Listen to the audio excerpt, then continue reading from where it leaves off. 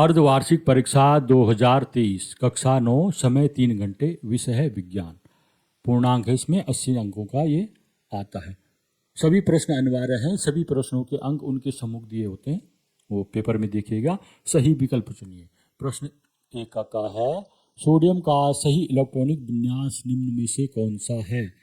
Electronic विन्यास, इसमें जो परमाणु के प्रथम कक्षा में अधिकतम 2 इलेक्ट्रॉन भ्रमण करते हैं और दूसरी कक्षा में 8 इलेक्ट्रॉन भ्रमण करते हैं। इसमें 2 8 हैं 10 और एक और है 11, तो एक वो हो गया, तो 2 8 1 इसका इलेक्ट्रॉनिक विन्यास हो गया। शुष्क बर्फ है, ठोस अवस्था में, गैस अवस्था में, तरल CO2 या ठोस CO2, इसका आंसर होगा ठोस CO2। निम्नलिखित में से मैग्नीशियम क्लोराइड का सही सूत्र है। मैग्नीशियम क्लोराइड का सूत्र क्या होता है, MgCl2। जाइलम ऊतक का कार्य है जल का संबंध, भोजन का संबंध, क्या या उपरोक्त में से कोई नहीं, तो इसका होता है आंसर जल का संबंध। लिखना है प्रश्न संख्या 1 घ, जाइलम ऊतक का कार्य है बराबर जल का संबंध, ऐसे भी लिख सकते हैं। ठीक है। स्पीडोमीटर एक ऐसी युक्ति है जो मापने के काम आती है। स्पीडोमीटर किस काम आती है, कार में, बस में, गाड़ियों में गए होंगे, उसमें जब गाड़ी चलाते हैं तो ड्राइवर सीट के अगल बगल बैठे होंगे, तो उसमें जो सुई घूमती रहती है कि अभी 30 किलोमीटर चला गया, 40 किलोमीटर प्रति घंटा चला गया, तो वो है स्पीडोमीटर। वो क्या काम आता है, तात्कालिक चाल, उस समय क्या चाल है उसको मापने के काम आता है, उसको कहते हैं स्पीडोमीटर। बल तथा द्रव्यमान में संबंध है। बल और द्रव्यमान में क्या संबंध है, बल बराबर द्रव्यमान गुणा त्वरण, ये होता है बल बराबर। जब किसी गेंद को पानी में पूरी तरह डुबोया जाता है तो उसका भार कम हो जाता है। इसका कारण क्या होगा, हम आप लोग या कहीं पर बाल्टी में कभी मग डाला, कुछ डाला, तो ऊपर को धक्का सा लगता है हमको। वो धक्का कौन लगाता है, पानी लगाता है, और ये उत्प्लावक बल होता है। उसमें क्या होता है, उत्प्लावक बल कहते हैं उसको। तो इसका आंसर है उत्प्लावक बल। कोशिका का पावर हाउस कहा जाता है। कोशिका का पावर हाउस अर्थात जहां से पावर मिलती है कोशिका को, तो होता है माइटोकॉन्ड्रिया। रक्त किस प्रकार का ऊतक है, रुधिर किस प्रकार का ऊतक है लिखा, तो रुधिर जो रक्त है वो संयोजी ऊतक का एक प्रकार है। जब आप साइकिल चलाते हैं तो कौन सी ऊर्जा का रूपांतरण होता है, जब हम साइकिल चलाते हैं तो हमारी पेशियों में संचित रासायनिक ऊर्जा, पैरों की पेशियों में जो है, ये हाथ में हम हैंडल पकड़े रहते हैं, पैडल को यांत्रिक ऊर्जा में रूपांतरित करता है और फिर इस ऊर्जा से साइकिल के चक्कों को गतिज ऊर्जा प्राप्त होती है। मुक्त पतन से आप क्या समझते हैं। मुक्त पतन किसी पिंड की गति है जहां गुरुत्वाकर्षण ही एकमात्र बल है जो उस पर कार्य करता है। फ्लोएम की उपयोग, पौधों के लिए उपयोगिता बताइए। फ्लोएम के कार्य, यह पत्ती से पौधे के विभिन्न भागों में खाद्य पदार्थ का संवहन करता है। यह पौधों को यांत्रिक सहायता प्रदान करता है। गुणसूत्र किससे बने होते हैं, गुणसूत्र केंद्रक द्रव्य में महीन धागों के जाल जैसी रचना क्रोमेटिन जाल से बनती है। Ca का इलेक्ट्रॉनिक विन्यास है, Ca में कैल्शियम, कैल्शियम का इलेक्ट्रॉनिक विन्यास है पहली कक्षा में 2, दूसरी कक्षा में 8, तीसरी में 8 और चौथी में 2, 2 8 8 2 इसका इलेक्ट्रॉनिक विन्यास है। इसका हम अगर चित्र द्वारा बनाएंगे, सर्कल बनाते जाएंगे और उनमें 2, पहले में 2, दूसरी बाहर सर्कल में 8, तीसरे में 8, लास्ट में 2 दिखा। नहाने के बाद हमें ठंड क्यों लगती है। हल, नहाने के पश्चात हमें ठंड मालूम होती है क्योंकि हमारे शरीर से जो पानी की बूंदें चिपकी रहती हैं वो वाष्प में बदलती हैं। तो वाष्प में बदलने के लिए गर्मी चाहिए, वो हमारे शरीर की गर्मी लेते हैं और वो गर्मी लेकर हमारे शरीर में गर्मी कम हो जाती है, तो हमको ठंड महसूस होती है, इसलिए शरीर ठंडा हो जाता है। इसी प्रकार गीले कपड़े पहने हैं तो पहनकर हम चलने पर भी हमें ठंड लगती है। विलयन क्या है, 2 या 2 से अधिक समांगी मिश्रण को विलयन कहा जाता है। लाइसोसोम को आत्मघाती थैली क्यों कहा जाता है। लाइसोसोम कोशिका का अपशिष्ट निपटान वाला तंत्र है, अर्थात जो गंदगी है, जो हमारे लिए लाभदायक नहीं, उसका निपटान करता है। यह बाहरी पदार्थ के कुछ अंगों के टूटे फूटे भागों को पाचित करके कोशिका को साफ करता है। कोशिकीय उपापचय में व्यवधान के कारण जब कोशिका क्षतिग्रस्त या मृत हो जाती है तो लाइसोसोम फट जाते हैं और एंजाइम अपनी कोशिकाओं को पाचित कर देते हैं। इसलिए लाइसोसोम को कोशिका की आत्मघाती थैली भी कहते हैं। मेरे साथ यहाँ तक बने रहने के लिए आपका धन्यवाद। देखिए, ये जो क्वेश्चन आंसर हैं इससे मिलान तो करोगे ही।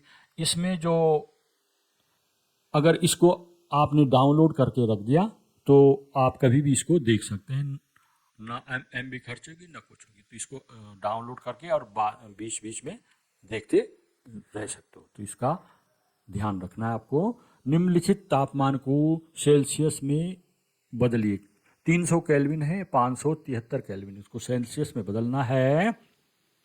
के बराबर C प्लस 273, ये फॉर्मूला है, इसको याद रखिए और मान रखिए 300 के बराबर C प्लस 273, C बराबर 300 अपनी जगह है, 273 का ट्रांसपोजिंग करेंगे तो प्लस 273 का माइनस 273 हो गया। तो हम 300 में से 273 घटाएंगे, 27 डिग्री सेल्सियस हो गया आंसर। अगला 573 के है, उसको C प्लस 273 फॉर्मूला में रख दिया मान के की जगह। अब के को अपनी जगह रहने दो, 273 को हटा। हमेशा जिस जो प्रश्न पूछ रखा है उसको एक तरफ रखना, बाकी प्रश्नों के उसके साथ जो जो संख्याएं हैं उनको पक्षांतर करते जाना। यहाँ पर अंत में केवल अज्ञात राशि जिसको निकालना है उसको रखना है, बाकी को पक्षांतर करते जाना, तब हमको उसका ज्ञात हो जाता है मान। तो C बराबर यहाँ पर ये 273 C के साथ है, इसको हटा दीजिए। प्लस 273 है, दूसरी तरफ जाके माइनस 273 हो जाएगा। तो 500 में से 273 घटा के कितना हुआ, 300 डिग्री सेल्सियस का आंसर हुआ।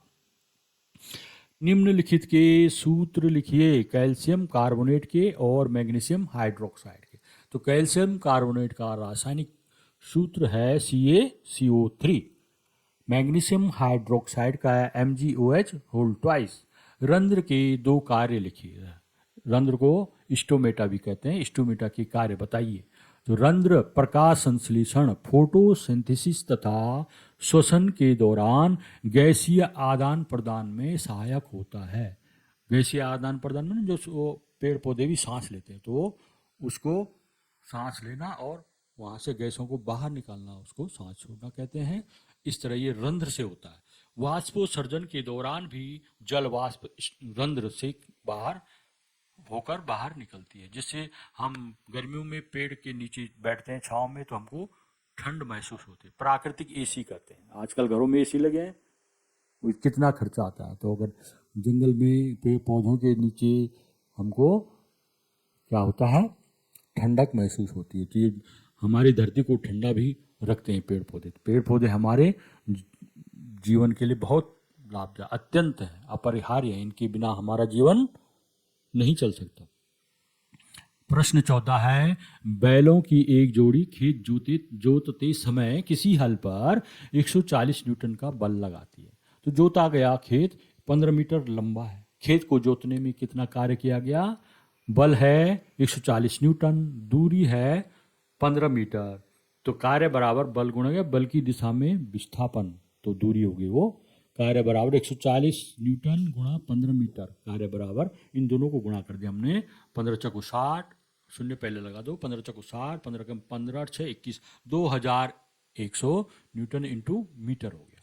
इसको कार्य बराबर क्या होगा? 2100 जूल। न्यूटन इंटू मीटर भी कहते हैं और जूल भी कहते हैं किसको? कार्य का मात्रक। गुरुत्वाकर्षण का सार्वत्रिक नियम लिखिए। न्यूटन के द्वारा दिए गए गुरुत्वाकर्षण के सार्वत्रिक नियम के अनुसार दुनिया का हर पिंड दूसरे पिंड को पूरी तरह से अपनी ओर खींचता है। यह बल दोनों वस्तुओं के भार के गुणनफल के समानुपाती होता है। वहीं उसके बीच की दूरी का वर्ग का व्युत्क्रमानुपाती होता है। गुरुत्वाकर्षण के सार्वत्रिक नियम के अनुसार यह आकर्षण बल दोनों पिंडों को मिलाने वाली रेखा की दिशा में लगता है। जंतु तथा पादप कोशिका में कोई 3 अंतर बताइए। जंतु कोशिका में इसमें सेलुलोज की बनी कोशिका भित्ति में दीवार होती है तथा प्लाज्मा झिल्ली दोनों पाई जाती हैं। और जंतु कोशिका में इसमें कोशिका भित्ति नहीं होती, केवल प्लाज्मा झिल्ली होती है। दूसरा, इनमें क्लोरोप्लास्ट होते हैं, उधर इनमें क्लोरोप्लास्ट नहीं होता है। नंबर 3 है रसधानियाँ बड़ी होती है। रसधानियाँ जंतु कोशिका में छोटी होती हैं या अनुपस्थित होती हैं। प्रायः कोशिका अंगक झिल्ली युक्त होते हैं और जंतु कोशिका में कोई भी कोशिका अंगक झिल्ली नहीं होता। क्लोरीन परमाणु का परमाणु क्रमांक 17 है, द्रव्यमान संख्या 35 है। तो क्लोरीन के एक परमाणु, ये लिखा है, क्लोरीन के एक परमाणु में प्रोटॉन तथा न्यूट्रॉनों की संख्या बताइए। प्रोटॉनों की संख्या बराबर जो परमाणु क्रमांक होता है, परमाणु क्रमांक 17 है तो प्रोटॉनों की संख्या होगी 17। न्यूट्रॉनों की संख्या क्या होती है? प्रोटॉनों की संख्या में से द्रव्यमान संख्या में से प्रोटॉनों की संख्या हमने घटा देनी है। तो इस 35 ऋण 17 हो गया 18। अगला प्रश्न है 19। प्रत्येक क्रिया की उसके समान परंतु विपरीत दिशा में प्रतिक्रिया होती है, इसको स्पष्ट करने के लिए 2 उदाहरण दीजिए। अथवा बंदूक की गोली छोड़ने पर पीछे की ओर धक्का लगता है, क्यों? तो इसका आंसर है, गोली दागने के उपरांत गोली एक निश्चित संवेग से आगे बढ़ती है, लेकिन संवेग संरक्षण के नियम के अनुसार उतने ही संवेग से बंदूक पीछे की ओर बढ़ती है, जिसके कारण बंदूक चलाने वाले व्यक्ति को पीछे की ओर धक्का लगता है। ऐसे में जितना आगे संवेग से गोली चलती है। निम्नलिखित के को तत्व, यौगिक और मिश्रण, इन तीनों में इनको वर्गीकृत करना। ये देखें, सोडियम, मिट्टी, चीनी का घोल, चांदी, कैल्शियम कार्बोनेट, टिन, सिलिकॉन, कोयला, हवा, साबुन, मीथेन, कार्बन डाइऑक्साइड और रुधिर। इसमें तत्व है सोडियम, चांदी, टिन, सिलिकॉन, ये हैं तत्व। यौगिक मीथेन, कार्बन डाइऑक्साइड और कैल्शियम कार्बोनेट, तत्वों के संयोग से बनते हैं यौगिक।